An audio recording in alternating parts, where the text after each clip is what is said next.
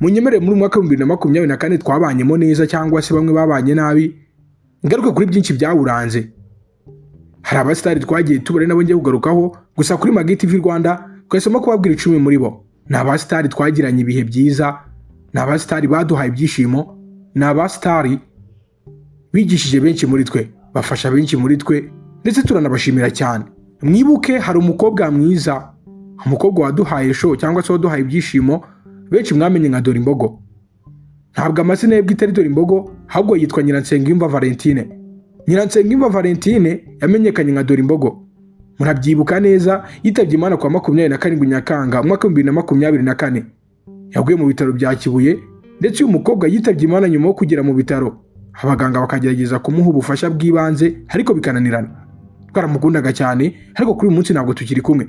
Pastor Ezira Mpyisi ni umupasiteri mwiza, yagiye atanga ubutumwa ku banyarwanda benshi batandukanye, ndetse hari byinshi yahinduye.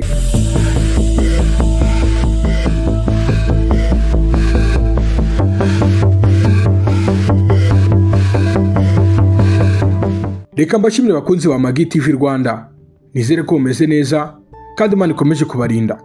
Birumvikana ko muri iyi si cyangwa se kuri uyu mubumbe turiho ntabwo ibigeragezo byabura, ariko mbifuriza gukomeza gutsinda ndetse no kugira mu bigeragezo mukabinyuramo kigabo cyangwa se mukabicamo kigabo. Kubanyumva neza, hari ubwo tugira ibibazo rimwe na rimwe tukumva turihebye, ariko icyo nababwira ni uko Imana iri kumwe natwe. Nubwo bizadutsinda, tujye dukoresha uburyo umunsi ku wundi twagerageza gukora ibintu byiza, ku buryo nubwo tuzapfa tuzasiga amateka meza. Munyemerere muri mwaka 2024 twabanyemo neza cyangwa se bamwe babanye nabi, ngaruka kuri byinshi byawuranze. Hari abasitari twagiye tubare nabo ngiye kugarukaho, gusa kuri Magi TV Rwanda twahisemo kubabwira 10 muri bo. Ni abasitari twagiranye ibihe byiza, ni abasitari baduhaye ibyishimo, ni abasitari bigishije benshi muri twe, bafasha benshi muri twe, ndetse turanabashimira cyane. Mwibuke hari umukobwa mwiza, umukobwa waduhaye show cyangwa se waduhaye ibyishimo, benshi mwamenye nka Dorimbogo. Ntabwo amazina ye bwite ari Dorimbogo, ahubwo yitwa Nyiransengiyumva Valentine. Nyiransengiyumva Valentine yamenyekanye nka Dorimbogo.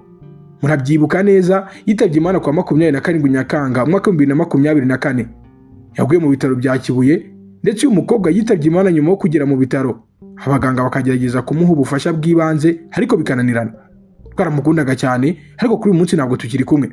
Pastor Ezira Mpyisi ni umupasiteri mwiza, yagiye atanga ubutumwa ku banyarwanda benshi batandukanye, ndetse hari byinshi yahinduye. Hari benshi bahindutse kubera we.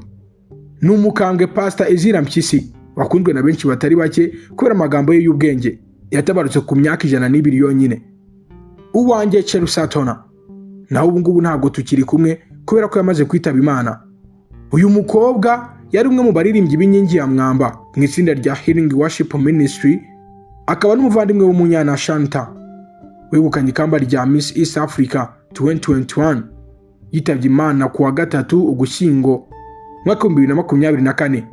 Yari afite imyaka 23 yonyine y'amavuko, ariko twisanga twamubuze. Ese ubundi urupfu rwo ruzapfa? Hari ubwo bitubabaza, ariko buriya icyambere ni amateka meza dusiga, kubera ko twamaze kumenya ko uko twabigenza kose tuzajya twisanga turi kubura abantu twakundaga, turi kubura abantu bari ingenzi mu buzima bwacu. Hari uwari uzwi nka Mukonya, yari myugariro wa AS Kigali, muramwibuka cyane. Yatambazaga agapira mu kibuga, hagatuma benshi bakunda AS Kigali bishima, ndetse n'abakunda football muri rusange. Aho yikuye Jean Paul yarazwi nka Mukonya, yitabye Imana nyuma yo kugwa mu kibuga hagonganye n'umunyezamu akamira ururimi. Ni inkuru yamenyekanye ku gicamunsi cyo kuwa 6 tariki ya 6 Nyakanga mwaka 2024. Anne Mbonimpa yari umukozi muri komisiyo ishinzwe iterambere ry'umupira w'amaguru w'abagore mu ishyirahamwe ry'umupira w'amaguru mu Rwanda Ferwafa. Akaba yaranakiniye ama ekipe atandukanye, benshi bakishima kubera we, agatanga umusanzu ku iterambere ry'u Rwanda. Yitabye Imana ku gicamunsi cyo kuwa 6 tariki ya 9 Ugushyingo mwaka 2024. Amakuru avuga ko Mbonimpa Anne yapfuye urupfu rutunguranye kuko atararwaye.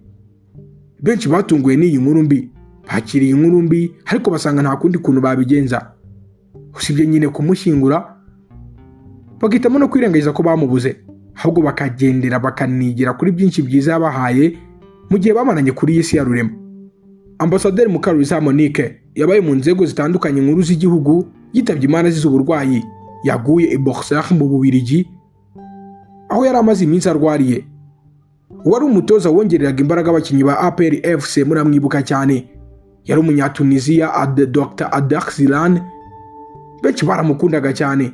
Abafana ba APR batunguwe no kwakira iyi nkuru mbi ubwo hari ku wa kabiri tariki ya 2 Mata umwaka 2024 yitabye Imana aguye mu rugo iwe.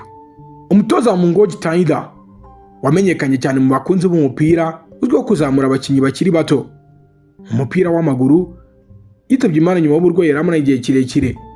Benshi baramukundaga, yazamuye abakinnyi benshi cyane, ndetse kugeza kuri uyu munsi baracyagendera ku myitozo yabahaye, bagatambaza agapira mu buryo busesuye, bagatsinda amakipe atandukanye. Umunyamakuru Martin Mateso nawe twisanze twamubuze. Mateso wakoreye ibinyamakuru bitandukanye birimo Radio Rwanda, Televiziyo Rwanda ndetse na TV5 Monde, bivuga ko yitabye Imana tariki ya 20 Ukwakira umwaka 2024 ubwo yari yaje mu Rwanda azize indwara y'umutima. Ku munsi w'ejo nanone ku itariki ya 19 naho nongeye kwakira inkuru mbi. Narababaye, numva sibyo, ariko nawe nta kundi byagenda. Urupfu nyine nk'abantu kurukwepa bizatugora. Yitwa DJ Dizzo, nawe nagiye kumva numva ngo yitabye Imana. Ese ubundi uyu DJ Dizzo yagiye ate? Yagiye mu buhe buryo? Byagenze gute kugira ngo twisange twamubuze? DJ Dizzo wari umaze igihe kirekire arwaye, ahanganye n'uburwayi bwa kanseri. Twagiye kumva twumva ngo yitabye Imana hari nyuma y'imyaka igera kuri 2, abwiwe n'abaganga ko atari kurenza Nyakanga mwaka 2022. Amakuru y'ikinyamakuru Igihe yemerewe n'inshuti y'umuryango we ahamya ko uyu musore yitabye Imana ku gicamunsi cyo kuri wa 19 Ukuboza mwaka 2024.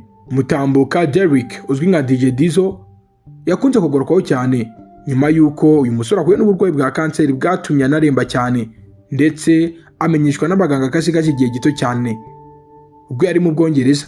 DJ Dizzo yasabye ko niba asigaje igihe gito yafashwa kugera i Kigali akaba ari harwarira, yanitaye Imana akagwa ku butaka yavukiyeho. Uyu musore warabwiwe ko azitaye Imana muri Nyakanga mwaka 2022, yitabye Imana ku wa 19 Ukuboza mwaka 2024 ku myaka 26 yonyine. Ubwo yari atuye mu Bwongereza yaje gutabwa muri yombi akurikiranyweho ibyaha bitandukanye, akatirwa gufunga imyaka 9. Nyuma yo kwitwara neza muri gereza, DJ Dizzo yaje kurekurwa asohoka kwa 23 Ukuboza 2019. Icyakora uyu musore yarekuwe kanseri imaze kumuzengereza, atangira gushakisha uburyo bwo kwirwanaho. Ubwo yari amaze kurekurwa atashye mu Rwanda, DJ Dizzo yavuze ko kuva mu mwaka 2018 ubwo yamenyaga ko arwaye kanseri yagiye yiyongera kugeza ubwo yabwiwe ko asigaje amezi 3 yonyine yo kubaho. Iki gihe uyu musore yabwiwe ko asigaje iminsi 90, ariko hakaba andi makuru yuko yaba mike cyangwa ikaba yanakiyongera bitewe n'ubushake bw'uhoraho. Yavuze ko akimenya inkuru yuko asigaje igihe gito cyo kubaho yagize icyifuzo cyo kurangiriza ubuzima bwe mu Rwanda, ari naho yaje kwitaba Imana ari. Ndabashimira ko mukunze kudukurikira mu Magi TV Rwanda, Imana ikomeze kwa blessinga.